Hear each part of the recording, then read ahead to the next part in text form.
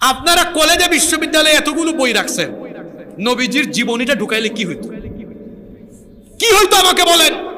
এটা ঢুকায় দেন, ছাত্রদের দিলের ভেতরে এই জিনিসটা ঢুকায় দেন।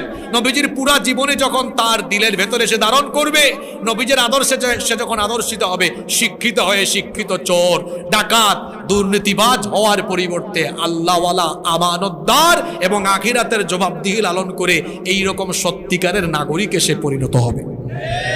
ইউনূস সাহেবের সরকার যা শুরু করেছে, পাঠ্যপুস্তক সংশোধন করার জন্য সেখানে আলেমদেরকে প্রতিনিধি হিসেবে না রেখে, আলেম উলামাদেরকে না রেখে অন্যদেরকে রাখা হচ্ছে।